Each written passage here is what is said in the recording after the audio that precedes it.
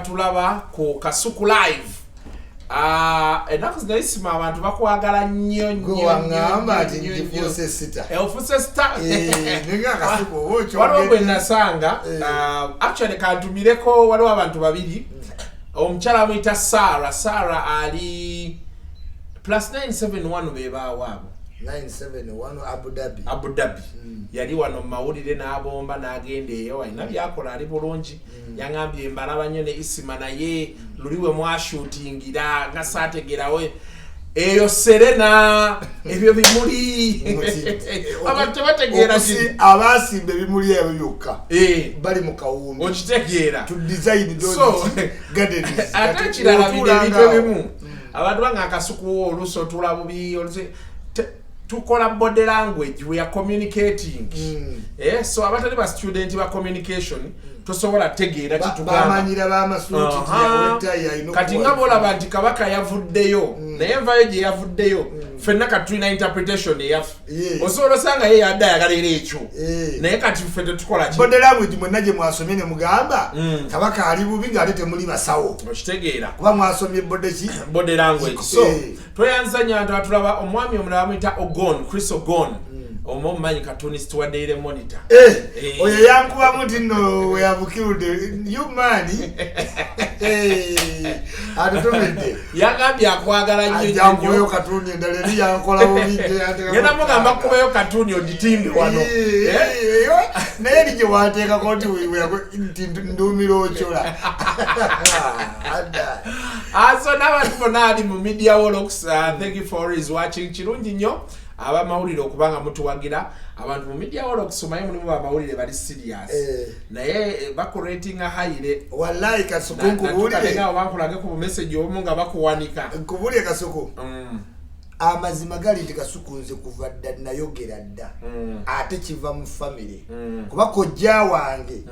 gwe bazaala ne mama wange abadde bamuyita Kisolo nga mu interview nga ku NTV yafudde Kisolo ne yafa oyo ye muganda wa mama wange yekera wa muzaala ogu kati nze mbere kuva dda mbere ne Kisolo nga njagala nnyo nze mwana wa sister we Kisolo naye yalinga ng'ayogera kati nze kyewuunyisa Kasuku nze nali naluzinga ttacyo gende buki naye nebaza nnyo aba media nti media ya wano yesobola okuteeka waggulu ate nekukubayo ekiki naye mbadde nnyo nga obanki twali timumpanise nnyo naye nga nesiimye nanti n'omutwe gwo gukweyimiridde manyi nayo kiri important omutwe gwo gukweyimiridde anyway njagala okutumirako omukulu Sebaggala e Croydon yangambye Croydon teringa Wilson yangambye Croydon eringa Kololo era nti erisebo teriyo baavu babeera ye Croydon gamete baavu ani yagambako nti aba Wilson bantu baavu so Wilson fe tuvuge emmotoka empya fe twambala obulungi fe tubeera n'abakabiiki ekitegeeza nekati Wilson yagwa twagiza munyonyo by the way kati buli kimu kyazze munyonyo wali kukaramera bagita munyonyo members club mwe tuli ne bwogwa ekigo insurance wali atusooka bakwano bajjira mu motoka zitalabanga Mr. Sebaggala ngubuzzaako nnyo ne mukyalawo omugamba mutya oba katubulaba waliwo mwami ye Mulinda 5 Kennedy ali Boston ne weekend yatuweerezaayo Seboka juice mwebale nnyo ate kati abantu bakiringisiza sasa yaweza $10 Kasuku era tuli kuba $10 kati tulyawo nze mbeera mu Sky Lodge sijja kusubya buli muli kifo mbeera ku Sky Lodge mbeera ku Serena era emmere etambulirawo emmere ya 18 akagirasi ka juice era weewo kati era oluva wano nga ngenda ku speak mwebale nnyo tuli ate mu Swaumu tuli mu baneka tuli mu kisiibo bantu bajja batukubira isima mamuli gundi kati mwabali eyo mutuyambeko tusobole oyamba kubali wansi betutuukako waliwo omwami ye Ponsiano ali USA Rockfield Illinois yes ankubuzaako nnyo Ponsiano ina akasente kampeerezaayo leero ndowooza okalaba nze buli wendawo sendwave oba Pegasus naye so olaba ebintu bino byakusanga olaba omuntu akuweereza $10 ogenda okulaba boti nga abantu baweereza nga bana nga sigulwerwana naye Kasuku olaba tukola service y'amaanyi abantu mu Bulaaya baagala nnyo nze abeera e Bulaaya abantu be Uganda bazuukuke kati balowooza abantu abali wano ku Uganda mukola kitono okuzukusa abantu lwa circumstances eziriwo kasuko inononya sentezo ez'abaana basome obere bulungi obudde obusensitizing abantu ofuna buki butono kati obalabanga tukola zino program bafiiringa nti tutuuka ku bantu baabwe ne basalawo basupporting twongere omulimu guno ate n'okubanga tubawa information ekiri wano e Kampala abantu abo bambi oluusi basaasira nze nawe nagambako ajja kunsonyiwa naliko South Africa emyaka ng'ebiri emabega kati nali ngenze ku show naye na book nagenda n'embeera y'ennaku zaali oba mu 10 kati mu nnaku 3 ezasooka ekyali kintu te waliwo gayi wange yalitegeseyo ka show kati ku Sunday hoteli eggwako jjukira baagisasula Thursday lwe natuuka Friday Saturday Sunday kati ono omugagga alina okunkima ate yeebaka twayawukana ekiro twayawukana saa 10 n'otuka ku check out time atuka ku check out time nkubira Dalton nankima antwala Pretoria West awo waliwo ka saloon akali awo naye obaye no busaluni bwaffe obwedde obwewaka ekifaananyi n'akatebe kali okitegeera obwo butebe obuwanvu obwo wabweru bayita mmotoka nga bola taxis kanga tuli piwane nga bonobeere e Kampala senyi omusajja gwe bandekedde wali asala enviri ali bize yambuzako kati nadda mu nviirize kati embeera yali awo nentandika okugamba oba senga tiketi yange nagisala nga nzirayo leero kuba otuuka tolina gwolaba abasajja bali boogera birala bakola kikati yembeera nze yanjigiriza yali brief like 2 hours netuvaawo gayo yali yamala n'alabika netugenda mu birala naye I got homesick kati tukasokwawo tutye nnyo naddala ate abaana abali mu Scandinavia n'abali mu Arabuki owa America ne London ayinamu ka credit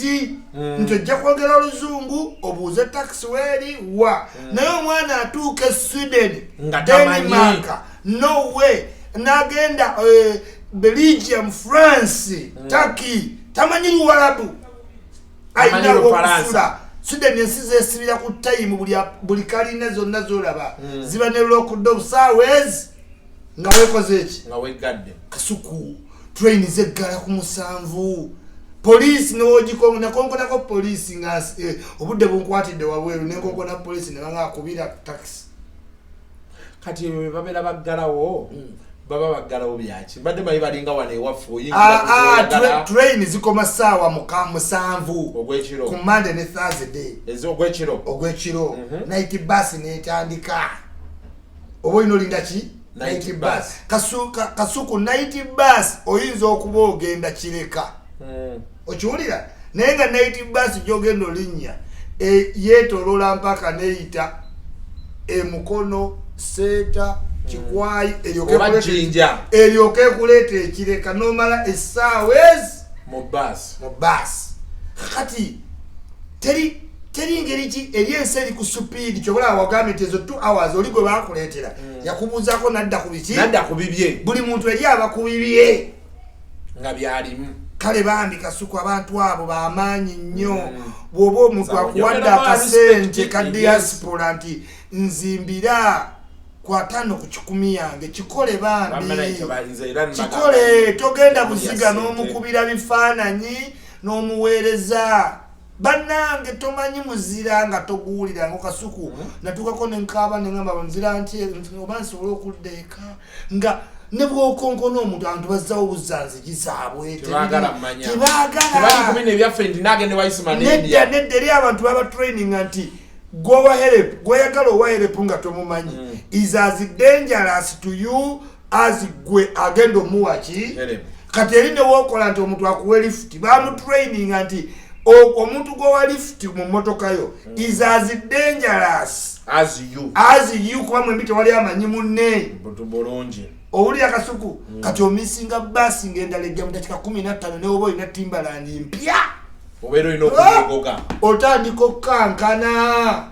kati ate jjukira otoyambadde bulungi engoye ezibugumya za bbeeyi engoye ezibugumya zaki za bbeeyi kyobolaba nti abazungu omusanga mu kakooti katono n'akasaati ne sikafu n'akakooti mu winter kubanga byonna bya bbeeyi babikolamu wuulu owakaki owakabi omuddugavu n'omusanga n'ogukooti ogunenenga naye lempewo emuyitamu kubanga gwa pamba gwa nusu eri gwa dollars naye kati omuntu ayambadde dola ekkooti ya dola 500 bagikolanga nkugambye niyesiba bwesibisikafu mu bulago n'atambula nenge embere yo sinyangu yatuuka so abantu bonna nina deep respect for nafuna deep respect for nadala abantu abali ebweru yes rakorosi bayitawo kubanga nabo abamu bava mu kyalo kizibu nnyo sister wali e London kasuku go kujja wane Kampala akutwala e London amanya gogenda mwefuukira mu week says satu apulifalinga nnyo nakyejo gwe baleka enkoko njeru oba Masaka namujja direct Masaka airport London abo bantu bangi nnyo mu London nga tabera nko mu Kampala yes because nkuwadde dimension kugambi omuntu abali mu London namala emyaka 15 nalowooza oleeta family member taleeta gwe kasuku owoku Wilson Road agogenda mwefu kubanga abantu eri boogera sister wakukozesa gondagira kuvaayo kati obuuka kyovola abafamilies zawukana nnyo kubanzi kasuku oleeta omwana najja London ng'omwagaliza bulaza wo gwe bakuzaala naye kati watuuka mu nnyumba yo n'omugamba emirimu tewali ngenda kukola nsasule ki bills naye sijja sobola kukubereza bulungi sente zofunayo wano mugaba amawulire mbuli mulimu obwo busooka beera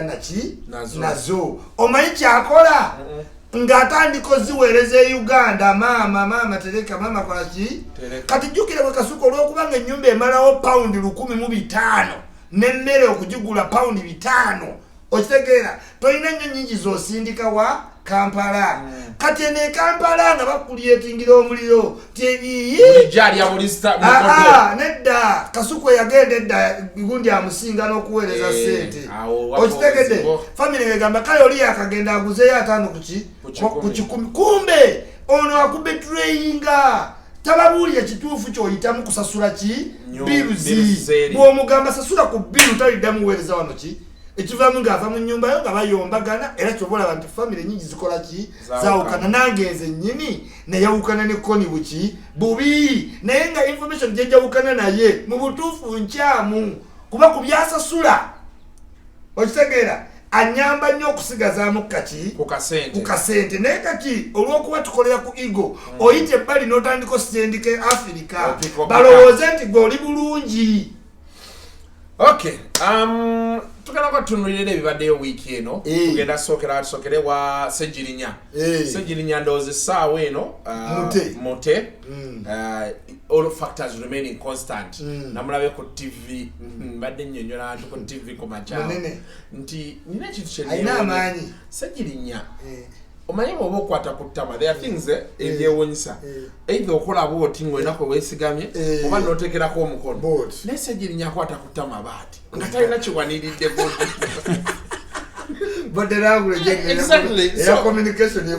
natunulidde Sejirinya and you know when someone is doing this the man is down and out because talina support yakutte ku ttama baati procession yonna kati so anyway Sejirinya bakiriza omuwa bail ya million 3 cash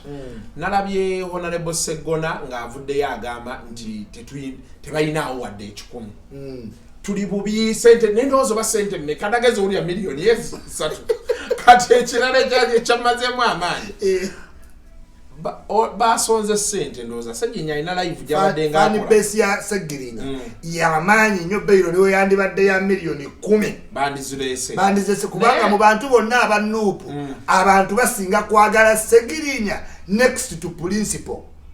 naye kyenjagala okubuuza waliwo evubuka eryazze neryogera ku TV oba wana byamawulire nga ligamba mbu Gulikisi yatwaddeyo omutwalo gumu mu 10 gwokka oyo Gulikisi kaganga balinga abagezaako ga nti yabawadde sente ntini Gulikisi mwamupatana kubawa sente mmeka Gulikisi muswidi kibalina n'otegeera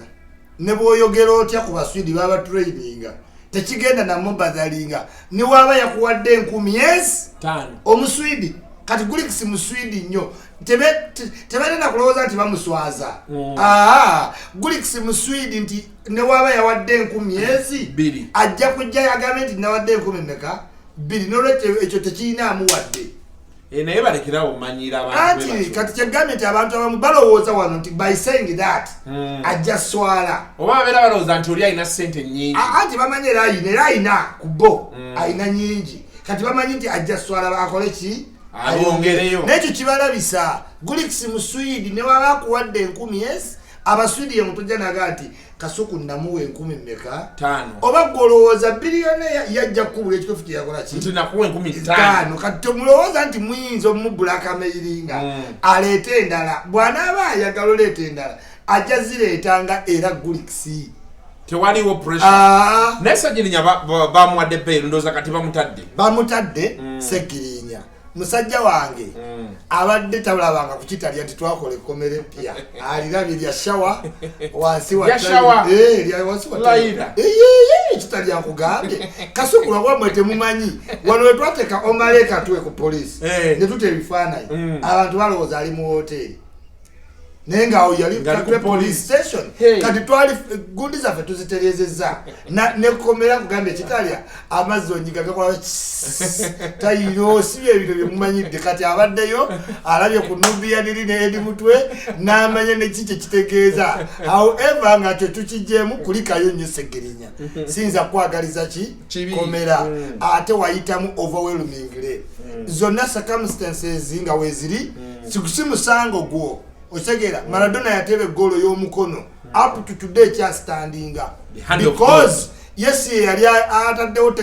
oba temulina technology yalaba ati no gwali mukono simusango up to now nga ne technology azze ne baddamu ne balaba nti yateresa mukono golo tebagijjanga tesobola vaawo so other factors constant Ssegirinya wayitamu ku bwagazi bw'abantu oba okitegeera ate ne baba nga totuuse mu parliament amagezi nkuwagamu abantu bakwagala nti bali ready n'okuweereza school fees okole ki kati kozesa eno time gw'osome mu maaso g'abantu akalulu akanadde n'akwegeza mugenda mukuba emitwalo 9 bajja kuyiira obululu obudakajje Kampala Central okimanyi kati bamanyi ono waffe abantu bajja nakufuna essomero banyigidde Pimbas teriddamu kirungi teriiwo naye Pimbas bo bafaaki buli kiseera bafulumya ebiwandiiko ani yabasabye ebiwandiiko byebafulumya buli kiseera Pimbas yafulumisa yayogedde kikye nnyo olaba Kasuku wajjayo ddala karakita ya True African People batya tebaagala kituufu kati Kasuku naye munyiivu nnyo an African person kiyitirira balinga bawendule twabalaba ku TV ne bagamba omusaya tetumuyina ale tuba tuli awo tuddamu era bali mu mawulire neera mu mawulire kati twazeemu kulaba kiwandiiko kiri kye baayogera kimala kuba kati ekiwandiiko kye mufulumya kooti si ye yakibasabye kooti beena ebasaba ekiwandiiko mukitwaleyo n'ekimu ebiri tasomerangako wano simange tumanyiyanga Kasuku. What is wrong with the Pimbas to clarify more further about Ssegirinya as a study? Kati eyembeera Kasuku eya buli kintu oggwangawo ne mulowooza nti waliwo akiri eki emabega tulina ojjajjamu kati waliwo kye tuyitadde attention to detail kati Pimbas eyagala kubeera ki cleared eyagala kuba cleared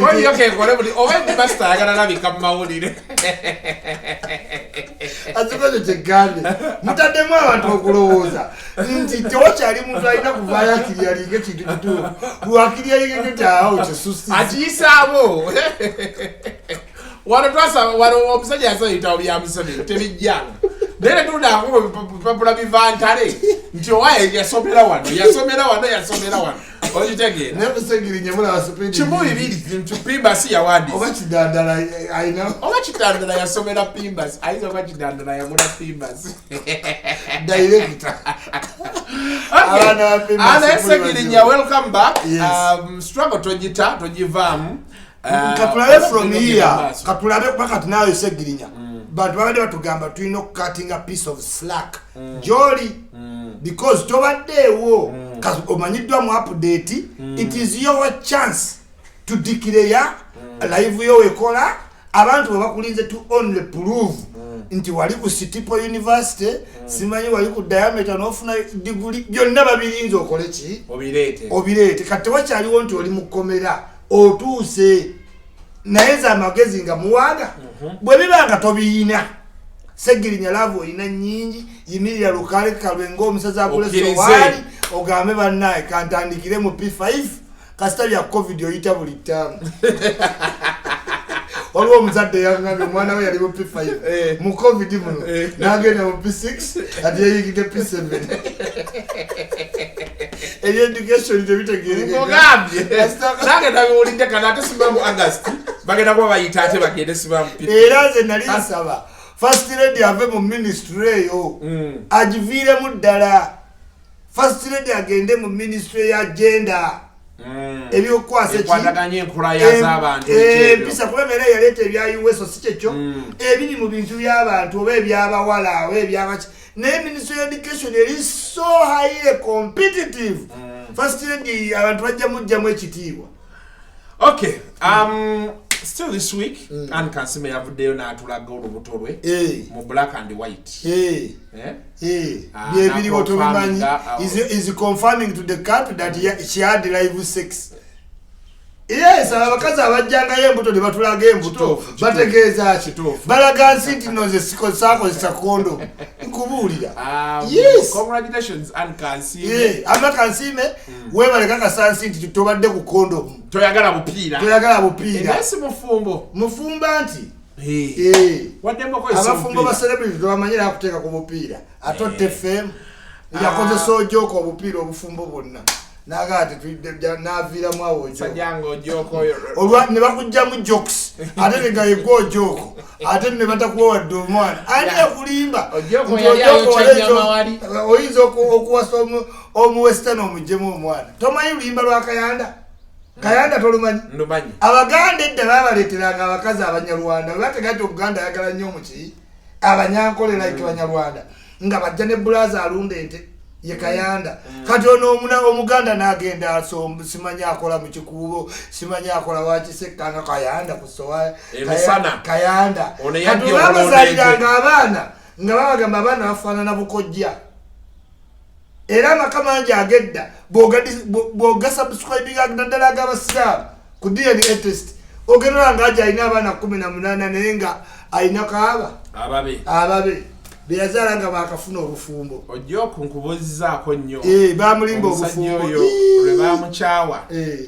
yajja ali ku racers tutudde tuline Peter oyo nanyini racers natandika things are not good, things are not good. Tusirika nganywa nairo kati Peter ngagamba nti omanyi ojoko embeera ebizibu emkaba joka abamu wano kimbo ibiri ennaku tugezeza koleeta obusesa taseka nga tugenda mu gavana nga tugenda gavana tutuuka mu gavana nga Peter nga nti omanyi kati omusaya tulina omuyiyizaayo buki Bumama kasoko nga tugwa ku John Segawa nga tuza John Segawa manga tugeya Sega nga muganti Segawa musajja ba mukyaye nti mumanyi oyo ba wa Kansiime nti mukyawe wajjo nangamu kikokoso ebintu byadde mawulire nti ye naye kati ekiriwo gwe wola muwala ayitawo gwe tugambe ffe tuyite omuwala tukole ki tumuwe agesi banyumye nga tutandika kusomba bawala naye muba mwakasomba anyumya naye dakiika 3 ng'omuwala addukayo obuzi omuwala kiki ate kati oyo anyumiza bya Kansiime kati bweyagiranga ngamba how are you I'm a joke you know me omuwala nti I don't know you Mom Kansiime's ex-husband. Banjaye. Integede lwaki ojoko. Yaleta akalasita ono Kansiime okayita mbira amagumba gonna. So ngadi buli wezi jukire emboozi eyo. Anyway. Bamukozesa kasuku gototegera ba celebrity. Asobola okufuna to get the attention of a married successful person star. Kansiime bw'amaze otuuka ku kye tuyita bulisi point. Gwe weebuunya why Kansiime nga bamaze omukuba ekigo kana akawala ka Nigeria wakoledde Packers ye success emaze okujja fame etambudde kimala kati ojoko yamufuna at a time okwata abantu nti already naki married tebakolanga babiri bakolanga babiri wali ku bala yabo kati kya ngamba bu jokes kati kyaletera nnyo to raise a lot of fan base nti yene bawe okitegeera kati bwe yamutuusa ku Bliss Point kati atuuse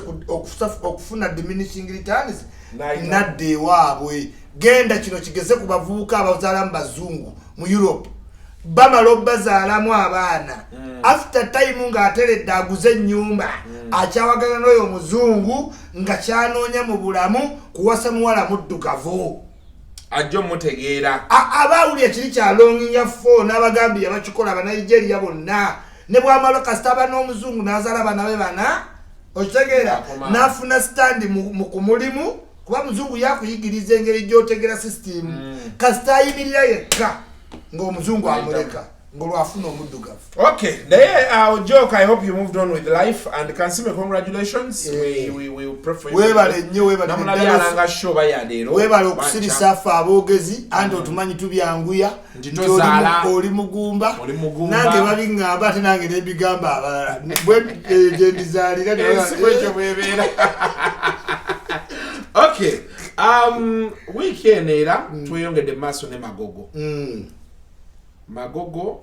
nti ayogera bubi simanyi Magogo yabogoledde abasambi president wa FUFA n'omusambi benkana akuboggolere bw'olifuuka president olimanya Magogo si ye taata w'aba abaana Magogo alina okuddamu empisa isima anti kati kangubulyeko isima sebo okurepresenting ensi yo because olaba abo abantu babateerawo allowances oli bakuyita kati nga bwolaba Onyango bakuyita ng'oli ku mirimu kyo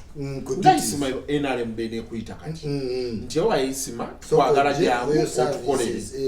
ne bakutandika okuwa allowances okitegeera kati bw'omala okukola ate ne batakuwa allowances zo kiba kitegeeza ki sekiba kirungi be babasiima president nti abasiimye n'aga nti mbawadde $1 million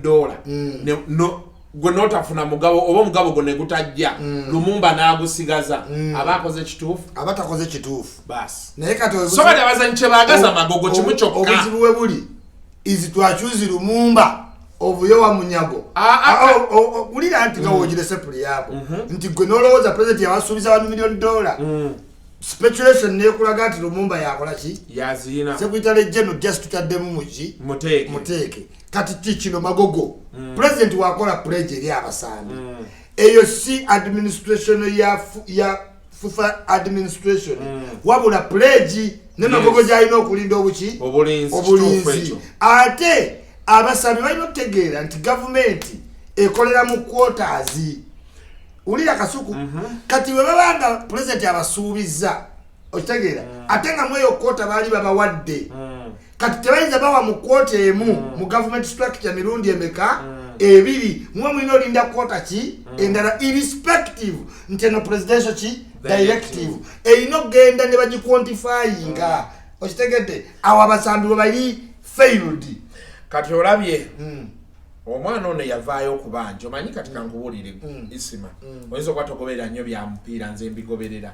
abazanyi balina okufuna bonase zaabwe ne Onyango nayogera naye n'akonfaminga bonasi baali tebazikola ki eza allowances nga zirina okubeerawo ziri eza president tezijjanga era tebaziyomberanga omwana bwe yavaayo n'ayomba n'ayogerako yesterday allowances zonna yapostinze n'aga nti Chan has received their 5.8 million sente zaabwe kati abakyabanja 4 million eza under 17 tebazifunanga 38 Acholi province yawangula drum season eri tezinafuna ne 14.6 eza under 20 bano bagundi gye balaga mutani wa Bebe Cool eza Chan bazifunye 5.8 Eregulo Naganti, I have been told that first paid Crane players the money they have been demanding for the South Sudan game, Malawi ne Burkina Faso. Now, chino chetwali twagala. Tetwagala abantu kusoka kuvaayo kuvuma Magogo. Because in all honesty, Magogo ina chakoledde mupiira. Yes. In terms of administration, bano ba president abalala abaliwo ekintu baali bagana kimuvinga corporate. China structures we kitambula we kinebe kiti. Boloba ne branding yaffe na buli kimu kati. Olati Magogo akoze. Problem je tukyayina kati. Mu institutions ezisinga mu Uganda kulya sente z'abaana Magogo baba atandise osasula sente z'abaana well and good abana mbawe sente kasuku kazi beba bazanyira omupiira kasuku kazi jemu wano okusookera ddala abasambi bawandiise nti sente zaabwe zibakoze ki ono agambe nti batandise ozifuna era nange nkimanyi bamaze ebbanga alawensi batuuse ne bamubanja kituufu nti institution zonna mu Uganda kasuku nti FIFA si yanjawulo bituukawo nnyo gundi omuntu naaba nga alina osasula 2 ne beesanga bakuwadde 2 mu 5 era ekyo twa appreciate nga tekibaddewo babadde ne bye bakola ki bibabanja era nga mu byo tubalaga nti nga boolabye ebirala bajja basolovinga ebizibu kuki ku FIFA naye kasuku tetwagala ate bantu nabo batwale FIFA ne country nti bakozese bateeke country ne FIFA kuki ku ransom kubanga kino mubo kidemonstrating nti olaba wetwayogedde ne batukola ki naye nga tebatuufu ati kuli akasuku naye ate kiraga nti muteeka institution ku ransom because institution ye yagala bagiteke ku ransom kulira FIFA ku sente bakulaga sente nga bezije ziba mu FIFA eziba mu CAF ne government zeereeta wadde zirwayo zibeera zisobozesa abantu bano zannyo omupiira ne babawa obusente bwabwe era kasuku njagala appreciating nti abasambi betuyina balina okwesunako nze ndi musambi waki wa mupiira ne dreams zange zaafa kubanga omupiira tewaliyo wantu wonna we batusasula but times have changed. Times have changed. Kati njagala ba appreciating nti Magogo yalese contribution okubanga ulira yasobodde lobinga mu time ze ne mubanga mukayandira ku zino sente. Yes kasuku Mulindwa abe yali awo gwawulirako nga abaana babanja. Yes naye Mulindwa yatekanga mu neesize. Oshegera kyegamba ulira kyo sijja kukkiriza kangubulire nze ndi mukozi oshitegeera I am a worker. Ekintu ekikwata ku rights z'abakozi ekyo choice manijja kukanya kubanga ababasajja bamagogo balaba magogo bana abaana omupiira gwe bazannya omunene beeguti Mulindwa yaliwo sente zeyateeka mupiira waziraba tiimu teyagenda ku Africa Cup lwaki nga bano bamuliira munda bamagogo ate yes sebo nkikubuulira ate magogo najja naisamu ati kuba yasanga tiimu wamaze ogizimba ewedde oshegera bagifacilitate nze buli kimu weekiri gwe genda weebuuze magogo yafuuka ne FIFA president genda okibuuze alondebwa baddele ate Mulindwa yavaako ekisaanya kye kiweddeko tebamuganya genda obuuze magogo yafuuka te FIFA president nankwekize yakola Mulindwa okutuuka mu kifo ekyo okukimukakasa nti akikwate yali akolanga ali Magogo mu FIFA yali asitula nsawo za Mulindwa nze mpuwa first hand information naye nze kyengumulira ge mazima kozosose nokkiriza yali asitula nti Magogo good administrator he's a good administrator taiza kuba ateka yomugamba nti yali asitula nsawo bali eyo mabege eyo nga balina be basitula ababali bawujja Mulindwa obunyama nti olaba nga bamulimba bagenda kusiba kali gabo Magogo ke Magogo ye China what I know about him because I've not met him personally tuogere but I've listened to his radio shows I've been around people who understand him well omupiira agutegeera administrative yes ne dynamics zaago kati obuzibu obuliwo mu lulu oshegeera nti because bana abaana omanyi nti government yatuukako okubanga abaana awo Museveni wabasuubiza sente bagenda kokero house either okwekimira sente obanga oteekayo account number yo ate nayo ne baagala babasolooze kasuku njagala kukanya nawe mu kintu wekiti nti corruption as a disease yes eri almost everywhere ate tulina obuzibu nti tetunatuka ku level ey'okugikikinga aki out kubanga eyamba gwe bagiwa n'agiwa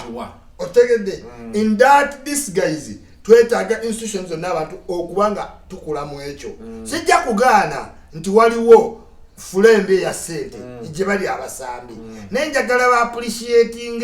administrative work ateekeddwawo okubatuusa okudimandingako niki ne ku sente ezo kuba ffenna tukkiriza nti Mukasa ne Andrew Mukasa baba Hassan Mubiru basamba mupiira ne bambi tebatuukanga okweyo ki neyo demand neche saagala kukiriziganya nakyo kasuku kiri kimu nti regardless of the flows of money abasambi okwitinga cranes nti ngeyeki yensonga tulina ogenda mu World Cup anti katubuliriza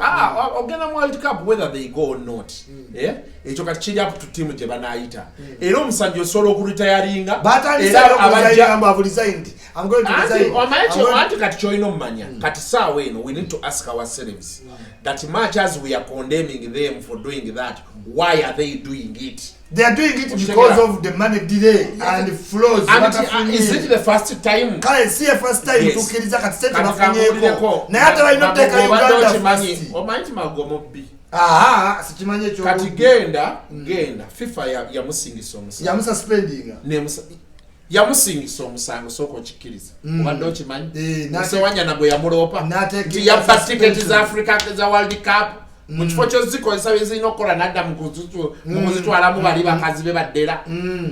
n'afubutukaawo ne bamususpendinga emyezi ebiri kata chaiza serving ekyo kintu kubanga tumenza kukola double jeopardy. So when I tell you is a thief, do you accept? Omusango gwa musinga okiriza omusango gwa musinga n'atekinga ekibonerezo kati nze ekyo kyokka kimmala bw'abanga omusango gwa musinga okubba okozesa obubi n'azitunda tewali mukakafu nti omusango bakukusingisa nga magogo nze kyenjagala ogamba abantu bonna abali mu mupiira. By the way, I highly respect Magogo. Yes. For one thing. Ekitali ku mulindwa omanyi nze mbirivingira nnyo mu structures. Yes. Nze ne Brian White namugamba nga nti nze Brian White simanyi kuweeweeta madde okitegeera njagala tubeere wano. Yes, bw'obanga oyagala kunkukolera kino ngenda kukolera kino vis-a-vis kiri tugere maaso. Ekitaliwo ku mulindwa is a very rich man naye ebintu byolina okuba nga omanyi okuwujjamu akanyama naye Magogo ye akola nnyo ng'abayivu. Omulimu guno gwolina okukola gukole osasule tugende mu maaso. So with such structures nze byo byagala nnyo. Abantu bangi mu football circles sibasanyufu naye because of ekyo bamanyiranye ekintu kya ddiiro. Okitegeera kasuku ensonga sooka ogiddemu abantu bangi bali against Magogo. Yes. Simply because he is a bad administrator. No, Magogo si wa deal nnyo. Bagala nnyo bino ebyokuwujja. Magogo akola deal of course ku level y'egyali. Si wa bunyama. But kyenjagala okugamba kati naye abeera naye taleseewo mwaganya. Abantu bwe bamuwolereza lwaki kati ate naye batandika okulya ssente z'abaana. Okitegera kyegamba sente ezo bezidireyinga because ebintu ebimu ebisumbuwa abantu byebyo. If a person is supposed to get an allowance per diem okimanyi bulungi before people set off bagambe per diem taliiwo ajja batukako mu mwezi gumu. Okitegeera naye tewabeerawo nsonga lwaki abaana babanja emyezi 8 balinda per diem tajja balinda bwalansi waabwe ate bamale kuba mmeeza sente zijje. Ekituufu kiri nti nasamba ku mupiira kiruma nnyo kuba match notafuna sente wano omusambi w'omupiira oba omuzanyi w'omuzannyo bamukwatira mu kantu kamu kali katya kasuku nga woolaba omuyimbi nti kyangu pulomoto mukubya ekivulu eky'obwereere kubanga omuyimbi aba ayagala okulaba ku bantu. Okitegedde kati n'omusambi w'omupiira kati Messi ne bootamu omupiira akuba omuki ne bootamu sente omupiira akola ki kale bambi obuzibu beesangamu nti omuzannyo ogwagala nnyo n'otuuka n'ebya sente n'obanga obitunulako buki bwe batuukidde okompuleyininga mbadde nsaba nti tuzeemu abasambi baffe amaanyi webaba nga ddala akasente kazze kakwata okakole ki okabawe naye ate njagala abasambi ba appreciatinge nti today tuli kwogera ku basambi edda nga abantu osamba busambi kasuku nakuba omupiira wano wonna naye nambole nateebera dda nga bakagiggulawo naye nga tewaliiwo ki sente. Matches Magogo alina flaws mu appreciatingeko ebirungi byakoze ki byatuuseeko. Ekirala as a country Magogo ali ku kaafu we must put our interest there cause chance nyingi Magogo fuuka president waki chokola banyakale kasasupe kagwa mangu ebyo biroto kati anti magogo ali ku kafu kati ebyo byonna isimo birabo yo propaganda wabali ba magogo that is their propaganda kwali ku kafu oba aliko bakola bitebyo byo ku kafu naye kyenyagala okugamba nti for me what I want ebyo byonna byonna babyogera musima yali ku kafu nga lwe yatuyambako ddyo tusidinga mu tiimu ennafu kuba abasajja aba Nigeria abaani abali ku kafu bye bakola kati nga tanatutunza dream eyo yes yali ku kafu tumwagala nnyo asooka asolvinga ebizibu bya wano nga lwaki tiimu ezanya ditafuna prize money ng'ate weeziri drama eri sponsored by Nile Special Nile Special kyega nti yabawa ssente ezo waki tebakwata akyoli eyawangula ne babajowa ssente zaayo obotegeera kati ebyo byebiza abasajja abagala otte feno mu music ebyo byebyata music nti abasajja abajja okuteeka ssente mu bivulu bajja n'asasula kamiri n'atalabika ate ne boonoona ebintu oleda kwadde miliyoni ze-10 ate ne boonoona ebintu do you think anajja okupangisa Bebe Cool oba Bobby Wine oba Good Life that is what we are saying so kati abantu bangi bagala okuteeka ssente mu mupiira there is a lot of money magogo you can eat omupiira ogwo nga gutambula nga bwe gulina otambula ng'abaana omuba wa ssente bali happy mulina ssente ze muli mu office mpitirivu zojja okulya nga teri ajja nakugambako kasita katama asembedde mu parliament ateeseza eddala omupiira ku committees tufune share ate tunagamba nti ezafufa tezimumala alinako ndekatezaki eza parliament yasigala balya bana ozate baterere mu kweno live tetubawadde akati wano bajja kutereramu tubadde mwangu moyo party yabo ngataita mutatu anti nze nkubulira nze ekintu ky'omupiira nze lwakuba kati olaba abantu abamu bajja ne batulayo mu entertainment nina analytical view ku bintu ebyomupiira ntegeera omupiira how football is run and to tell you fe twa applyingako bino ebyaba agent obuza kakayemba solo ne company enjiina nagikola ne Ketti weeri nga tugenda mu ebyamupiira nganda wangono promoter bobanango yababuuza tumiddeko nnyo tusubire oli ku mutwawo ogwengege mu munyonyo so kati bwe tuba twogerako bino ebintu knowledge naye kasuku kyenjagala okwapiringa kiri kimu nti ensi today eri mu talent yes omuntu yenna akulembera institution eri mu talent gezaako nnyo okulaba ng'ofuuka lw'olomoda abantu aboogerwako after time nti yainvestinga ebirowoozo bye commitment nga ne sente ziri secondary naye commitment love passion olabe nti omuzanyi ebitone bikola ki sente gundi bolt zaafuna ne boozinoonya mu ministry za Jamaica tebazikola ki tebaziina so we should empower bano abantu bafune ku zino sente z'ensi ennene eki eziwulikika so to take a motivation but naye Sambi bakubiriza Bambi don't sit down on Uganda cranes kuba mba muvudde mba na Uganda tugenda mu world ki kwatira na kumpira kwa feko bakujja kumpira tena mwe mwenyini wadde munabanga ensonga ya mwe ya sente entuufu naye ate ku patriotism tujja ba counting for nti mwaletinga down country because of justice man kirunje ensonga ya mweze mu public court si ya public court esuka kasuku na isima tesuka wa era ensonga za mweza kolwako kubanga weza magogo oba ani nali ya sente wagendo ule ka video kana iraga mumanyi kasuku kabitandise ne isima tebijja kugwa so for me abantu abali mu mupiira magogo abana bawe sente you're making out of money mago yakola house warming wana echanja muchala yo wano manyi wonze nja kutwalawo magogo has money nembaga bali bagitwala sessions Zanzibar sessions je bali bagitwala bangande ya flying ambo mu business class okujja kugulyawo shibe nyumba naye you boy tetuje tetwagala kugenda yo lwaki yakikola kuboyo oyo bwino naye muyina sifani we mukulu sebo mukulu ensi yonne kumanyi kasuku ebyo kati ebyo that will be discussion for nina bwino wa magogo ati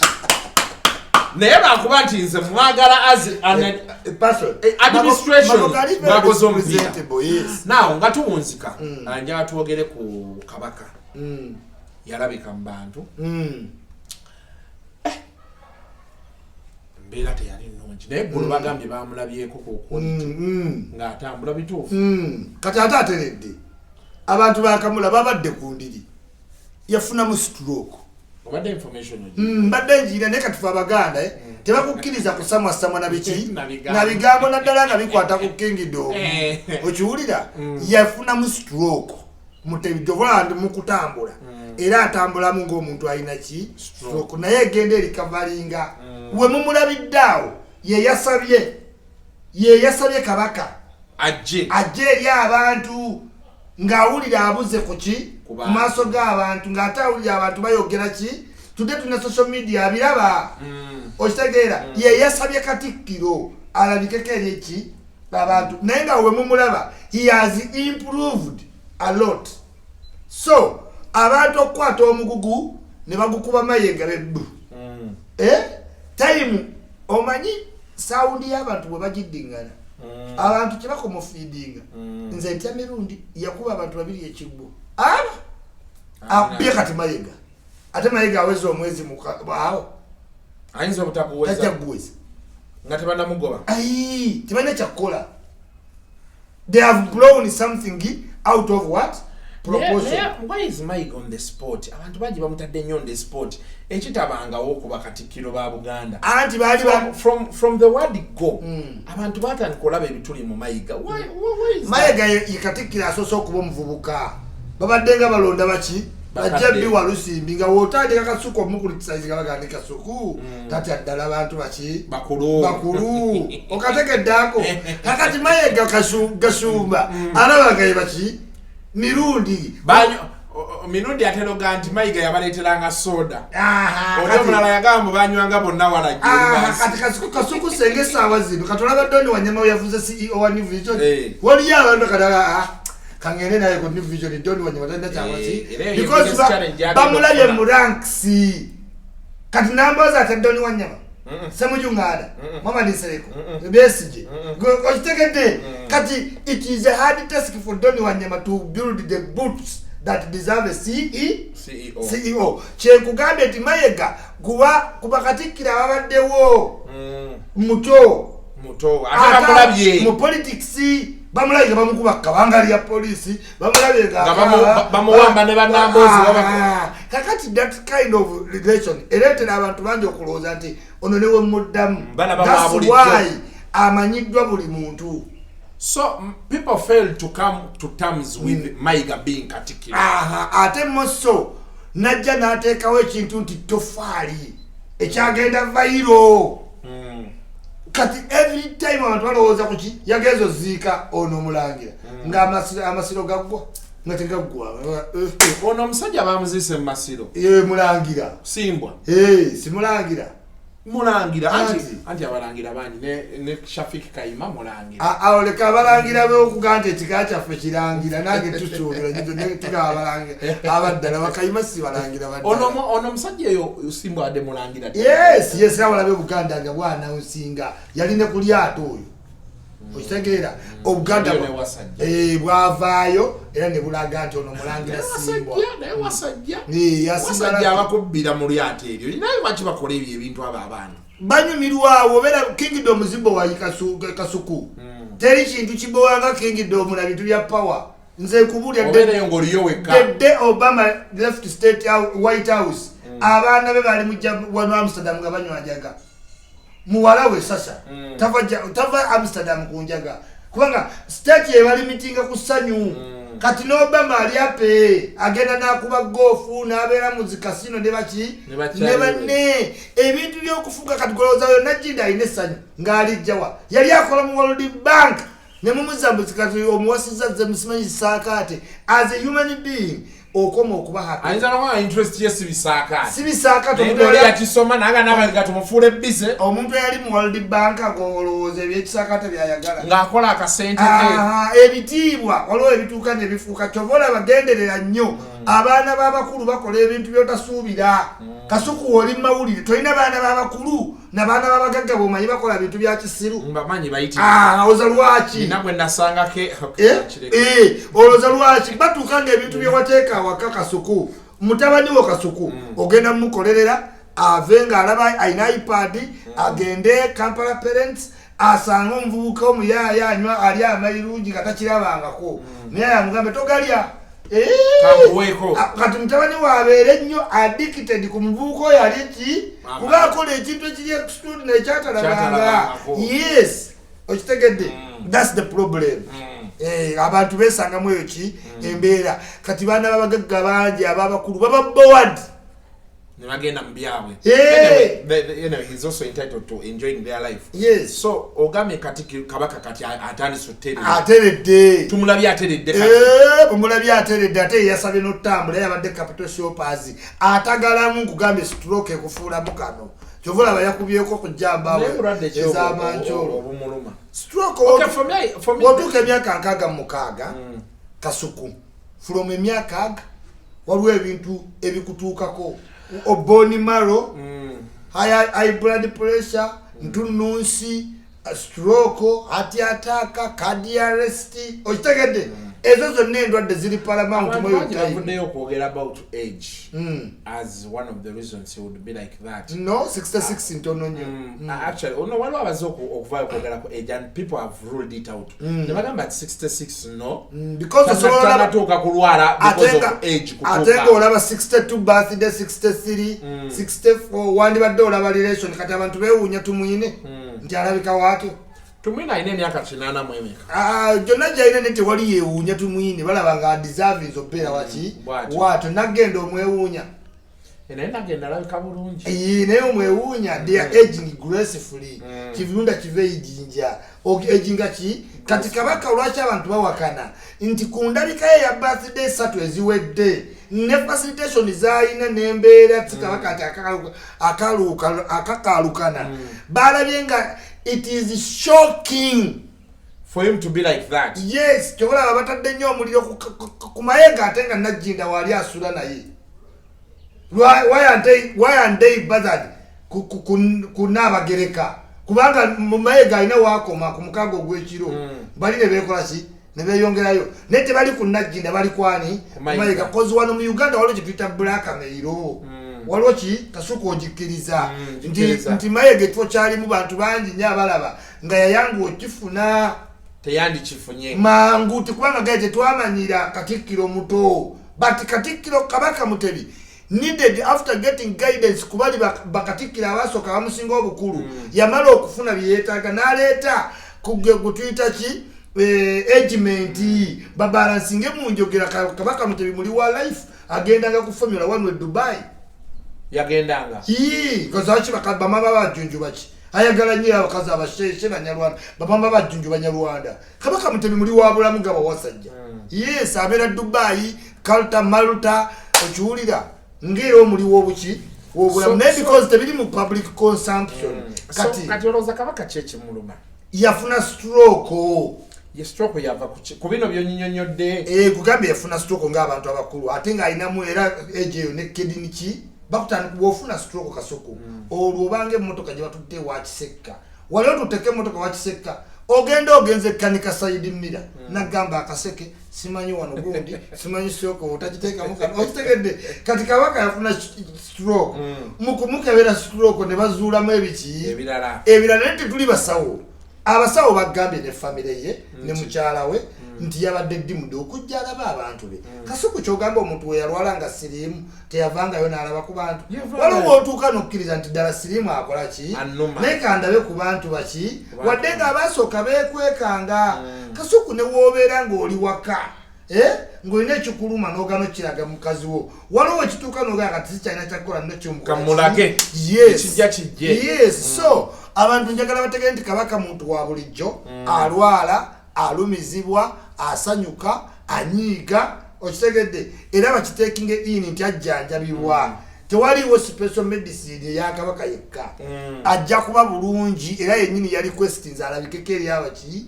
abantu tukkiriziganye nammwe embeera yeetiisa kuba sikiwe muntu omwamanyira omukola ki omulaba naye mubeere patient nti awo waali ate kati ali ki bulungi. Okay,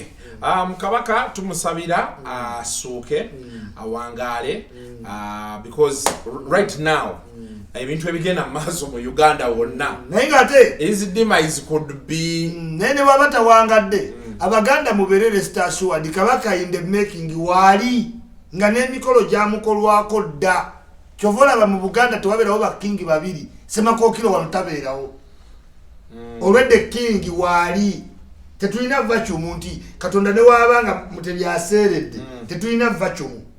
tusigala tugenda tulina king already Okay. Don't skip the ads obulango tobuskipinga. Mukola kibinye ekyo. Ate bali nnyo kuwagira program eno isima abantu balaba program. Yes, kaso kutujja n'ebintu si bya kuleekaana owulire ng'egye tumenya ensonga. Omenye magogo katone omukutulemu amagogo. Nenda magogo yakola kikaso. Muwadde mazima, mbulidde mazima nga bikirize babuulira. Magogo muntu nze isima gawulye nina bwino ku bantu naye oluusi olw'okuba abantu bateekawo kiri kasuku babeera mu entertainment otukanoga akansirike akasuku ekyo tutuusa ate tulina okukyusa mindset y'abantu ekyo hamu akitugamba nnyo buli kiseera kyetuyita social economic transformation tuyinza otwala long to improve politically naye weimprovinga social economic transformation yo ebirala byanguwa byesangayo bwesanzi because yo politics bwati bwabadde emyaka 5 tajja kutuuka kola kimu president leero ndowooza leero bagambye agenda kwogerako eri eggwanga saa zigenda kubeera 2 naye ndowooza ajja kujja abamawumeme bawulira lwaki batujjajjako amasanyalaze umeme saidi za Najjeera Kyanja negajja bajja twokeza ebintu negavaako negavaako kiki naye tulina kunenya Museveni